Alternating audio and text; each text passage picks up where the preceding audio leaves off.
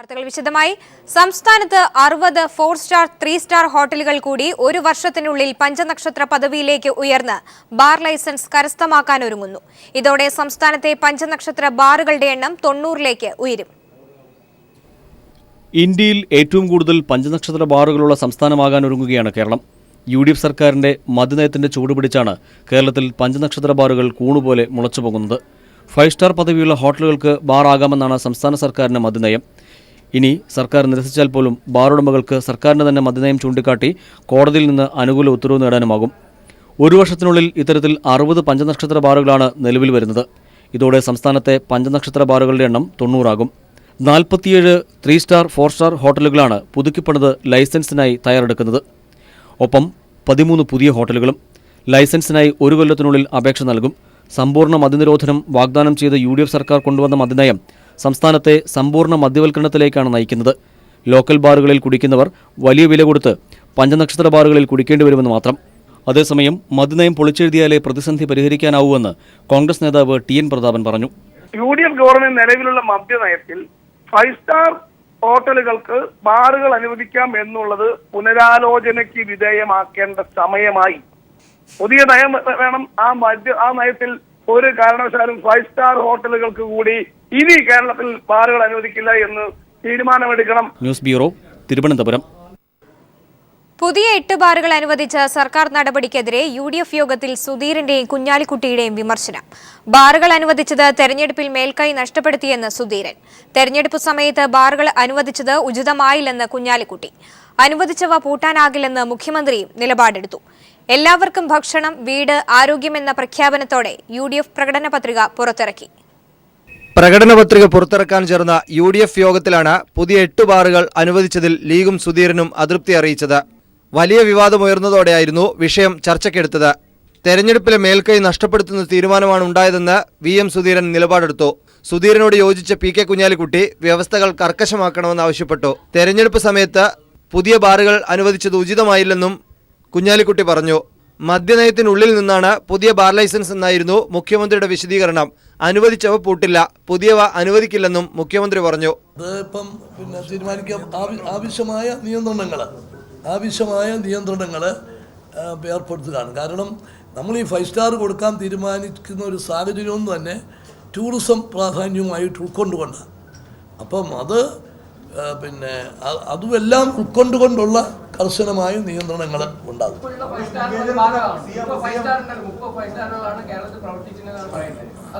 അത് 21 അല്ലേ? അതല്ല, പുതിയതിനെ സംബന്ധിച്ചിടത്തോളാണ് ഈ തീരുമാനം. അല്ല, ഈ പുതിയതിനെ സംബന്ധിച്ചാണ് ഈ തീരുമാനങ്ങൾ. എല്ലാവർക്കും വീട്, ഭക്ഷണം, ആരോഗ്യം എന്ന പ്രഖ്യാപനത്തോടെ യോഗത്തിന് ശേഷം പ്രകടന പത്രിക പുറത്തിറക്കി. 5 വർഷത്തിനുള്ളിൽ 15 ലക്ഷം പേർക്ക് തൊഴിൽ, സബ്സിഡി നൽകി ജൈവകൃഷി വ്യാപിപ്പിക്കൽ, കൃഷിക്കാർക്ക് പലിശരഹിത വായ്പ, മറ്റു പ്രധാന പ്രഖ്യാപനങ്ങൾ. MR Sajesh, news bureau, Thiruvananthapuram. ഇനി 5 സ്റ്റാർ ബാറുകൾ അനുവദിക്കില്ലെന്ന് മുഖ്യമന്ത്രി പ്രഖ്യാപിച്ചതോടെ പുതിയ ബാറുകൾ അനുവദിച്ചത് കേന്ദ്രമാണെന്ന മുഖ്യമന്ത്രിയുടെ തന്നെ വാദം പൊളിയുകയാണ്. പുതിയതായി അനുവദിച്ച 8 ബാറുകളുടെ ലൈസൻസ് റദ്ദാക്കില്ലെന്ന് മുഖ്യമന്ത്രി വ്യക്തമാക്കുക കൂടി ചെയ്ത പശ്ചാത്തലത്തിൽ മദ്യനിരോധനമെന്ന പ്രഖ്യാപനത്തിന്റെ മേലുള്ള UDFന്റെ ആത്മാർത്ഥത ചോദ്യം ചെയ്യപ്പെടുകയാണ്.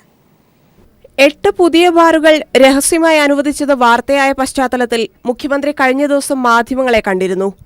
ബാർ ലൈസൻസ് നൽകുന്നത് കേന്ദ്രമാണെന്നും സംസ്ഥാന സർക്കാരിന് ഒന്നും ചെയ്യാനില്ലെന്നും മുഖ്യമന്ത്രി മാധ്യമങ്ങളോട് പറഞ്ഞു. 5 സ്റ്റാർ കൊടുക്കും. എന്തുകൊണ്ടാ? സ്റ്റേറ്റ് ഗവൺമെന്റിന്റെ നിയന്ത്രണത്തിലല്ല. അത് ടൂറിസവുമായിട്ട് ബന്ധപ്പെട്ട് കേന്ദ്ര ഗവൺമെന്റാണ് അതിന് ലൈസൻസ് കൊടുക്കുന്നത്.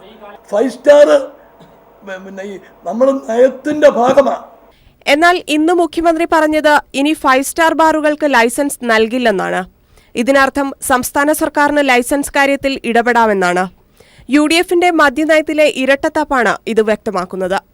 നമ്മൾ ഈ 5 സ്റ്റാർ കൊടുക്കാൻ തീരുമാനിക്കുന്ന ഒരു സാഹചര്യമൊന്നും തന്നെ ടൂറിസം പ്രാധാന്യവുമായിട്ട് ഉൾക്കൊണ്ടുകൊണ്ടാണ്. അപ്പം അതുമെല്ലാം ഉൾക്കൊണ്ടുകൊണ്ടുള്ള കർശനമായ നിയന്ത്രണങ്ങൾ ഉണ്ടാകും.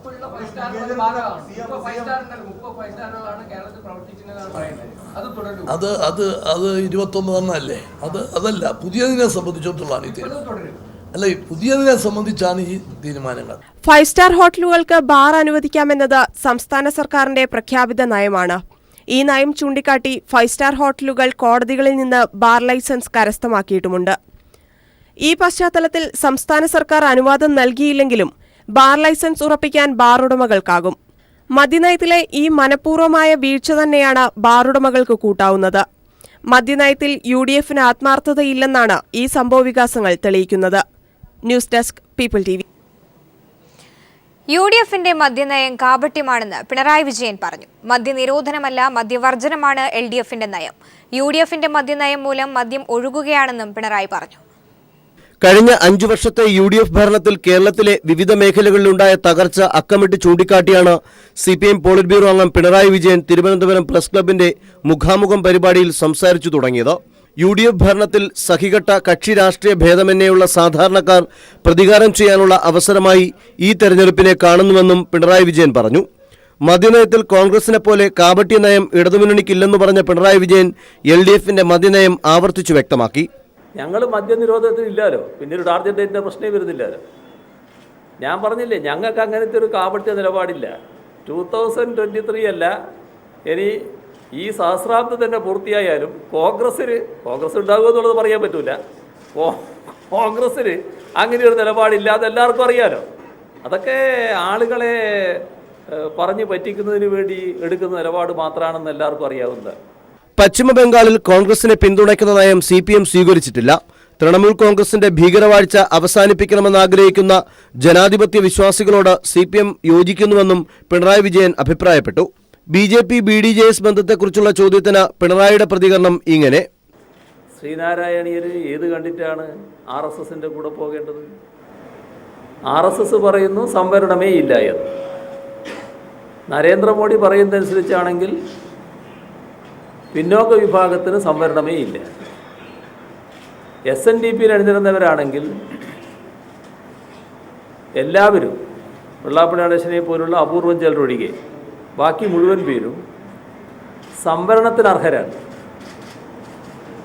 അവരെല്ലാവരും സംവരണം വേണ്ട എന്ന് പറഞ്ഞ് നിങ്ങളെ നയത്തോടൊപ്പം ഞങ്ങൾ യോജിക്കുന്നു എന്ന നിലപാടെടുത്ത് RSSനോടും BJPയോടും ഒപ്പം പോകുമെന്നാണോ കണക്കാക്കുന്നത്?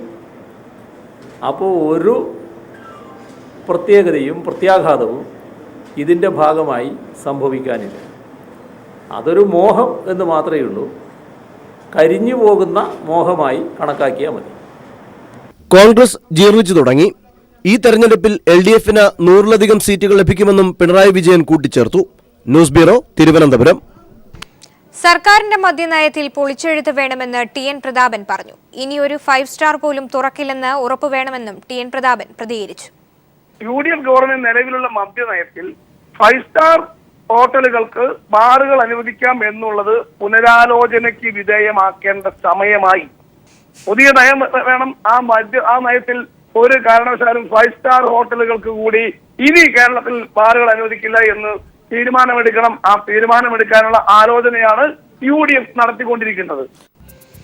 People exclusive. മദ്യരാജാവ് വിജയമല്യയ്ക്കും സംസ്ഥാന സർക്കാർ ഭൂമി പതിച്ചു നൽകി. കഞ്ചിക്കോട് ഡിസ്റ്റിലറി തുടങ്ങാൻ വിജയമല്യയ്ക്ക് സർക്കാർ കുറഞ്ഞ വിലയ്ക്ക് പതിച്ചു നൽകിയത് 20 ഏക്കർ ഭൂമി.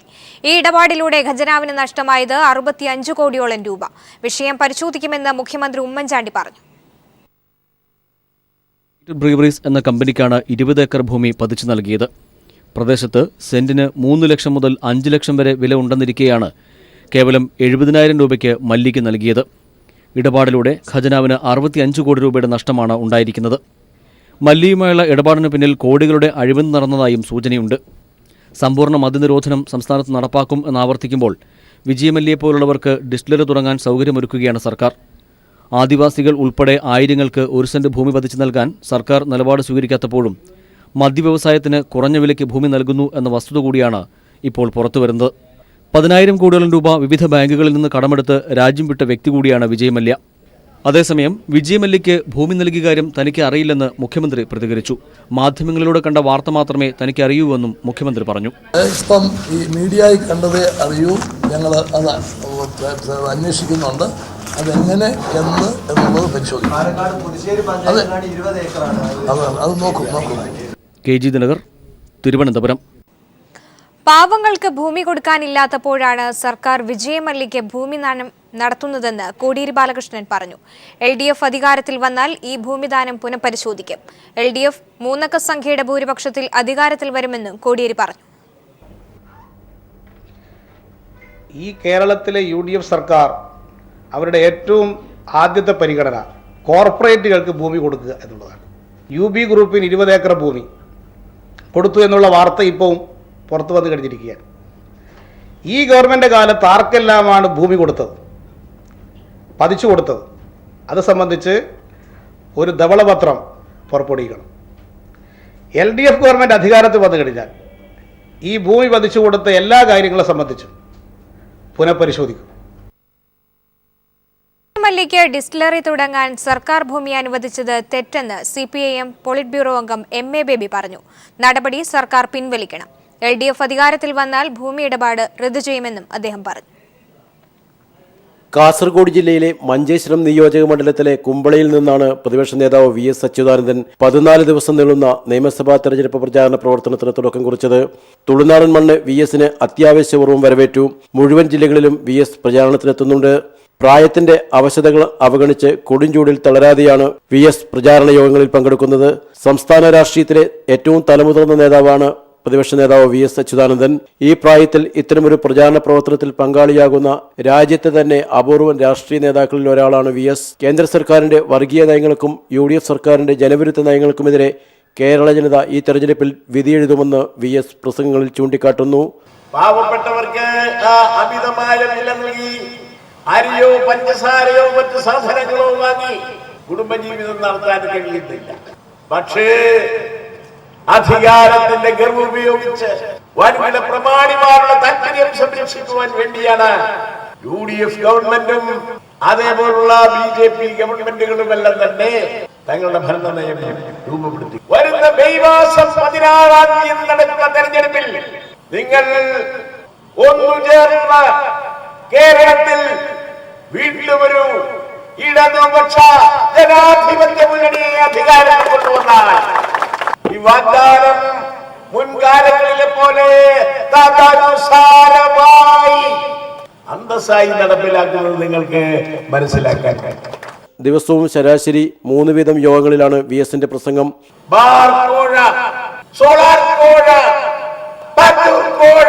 അങ്ങനെ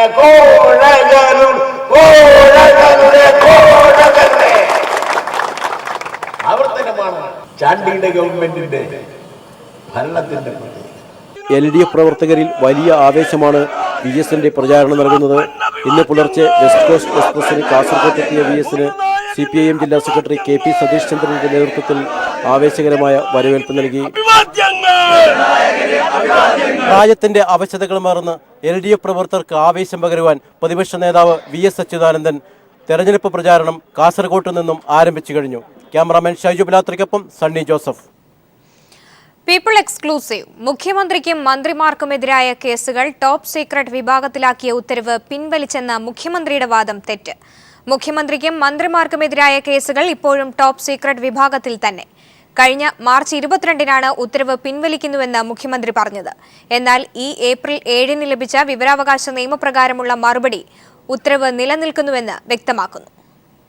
ഓഫീസ് ഓർഡർ ഡേറ്റഡ് 18/1/2016 അതിനകത്താണ് തെറ്റിദ്ധാരണ ഉണ്ടാകത്തക്ക വിധത്തിലുള്ള കുറേ കാര്യങ്ങൾ വന്നത്. ആ സാഹചര്യത്തിൽ ഈ 18/1/2016 ഓഫീസ് ഓർഡർ അത് പിൻവലിക്കാൻ ഡയറക്ടർക്ക് നിർദ്ദേശം കൊടുത്തു. മുഖ്യമന്ത്രിക്കും മന്ത്രിമാർക്കുമെതിരായ കേസുകൾ വിജിലൻസിലെ ടോപ്പ് സീക്രട്ട് വിഭാഗത്തിലേക്ക് മാറ്റിയ ഓഫീസ് ഓർഡർ പിൻവലിച്ചതായി മുഖ്യമന്ത്രി ഉമ്മൻചാണ്ടി അറിയിച്ച 1 മാസമാവുമ്പോഴും കാര്യങ്ങൾ പഴയപടി തന്നെ. മുഖ്യമന്ത്രിയും മന്ത്രിമാർക്കുമെതിരായ കേസുകൾ ഇപ്പോഴും വിജിലൻസിലെ ടോപ്പ് സീക്രട്ട് വിഭാഗത്തിൽ തന്നെയാണ്. മുഖ്യമന്ത്രിക്കും മന്ത്രിമാർക്കുമെതിരായ വിവിധ വിജിലൻസ് കേസുകളിലെ അന്വേഷണ വിവരങ്ങൾ ആരാഞ്ഞുള്ള അപേക്ഷയ്ക്ക് ഇക്കഴിഞ്ഞ ഏപ്രിൽ 7-ന് ലഭിച്ച മറുപടി ഇക്കാര്യം വ്യക്തമാക്കുന്നു. പരാതികളിൽ നടപടിയെടുത്തിരിക്കുന്നത് ടോപ്പ് സീക്രട്ട് വിഭാഗമാണെന്നും ഈ വിഭാഗത്തെ വിവരാവകാശ നിയമത്തിന്റെ പരിധിയിൽ നിന്നും ഒഴിവാക്കിയിട്ടുണ്ടെന്നും മറുപടിയിൽ വ്യക്തമാക്കുന്നു. വിവരാവകാശ പ്രവർത്തകനായ PK രാജുവിന്റെ അപേക്ഷയിലാണ് വിവരം നൽകാനാവില്ലെന്ന മറുപടി വിജിലൻസ് ആവർത്തിക്കുന്നത്. മുഖ്യമന്ത്രി ഉമ്മൻചാണ്ടി, മന്ത്രിമാരായ രമേശ് ചെന്നിത്തല, കെ ബാബു, ആര്യാടൻ മുഹമ്മദ് തുടങ്ങിയവർക്കെതിരെയുള്ള കേസുകളുടെ വിവരങ്ങളാണ് ആവശ്യപ്പെട്ടിരുന്നത്. മുഖ്യമന്ത്രിക്കും മന്ത്രിമാർക്കുമെതിരായ കേസുകൾ ടോപ്പ് സീക്രട്ട് വിഭാഗത്തിലേക്ക് മാറ്റി അവയെ വിവരാവകാശ നിയമപരിധിയിൽ നിന്നും ഒഴിവാക്കി പൊതുഭരണ വകുപ്പ് ഉത്തരവിറക്കിയ വാർത്ത പീപ്പിൾ TVയാണ് പുറത്തുവിട്ടത്. 2 ഉത്തരവുകളും വിവാദമായെങ്കിലും പൊതുഭരണ വകുപ്പിന്റെ ഉത്തരവ് പിൻവലിക്കാതെ സർക്കാർ ഒളിച്ചുകളിക്കുകയായിരുന്നു.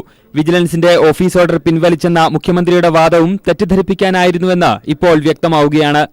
ജിതിൻ ചന്ദ്രൻ, തിരുവനന്തപുരം. ജൈവ കൃഷിയിലൂടെ വ്യത്യസ്തയാവുകയാണ് ആലപ്പുഴ ഭരണിക്കാവ് സ്വദേശി രജനി ജയദേവ്. ഭരണിക്കാവ് ബ്ലോക്ക് പഞ്ചായത്ത് പ്രസിഡന്റ് കൂടിയായ രജനിയുടെ കൃഷിയിടം ഇന്ന് കേരളത്തിലെ അറിയപ്പെടുന്ന ഒരു കാർഷിക പാഠശാല കൂടിയാണ്. മണ്ണിന്റെ മണവും നാടിന്റെ ഭംഗിയും വിട്ടെറിഞ്ഞ് വിദേശ രാജ്യങ്ങളിൽ തൊഴിൽ തേടി പോകുന്ന മലയാളികൾക്ക് പുതിയ സന്ദേശം നൽകുകയാണ് ഭരണിക്കാവ് പള്ളിക്കൽ പറക്കാട്ട് വീട്ടിൽ രജനി ജയദേവ്.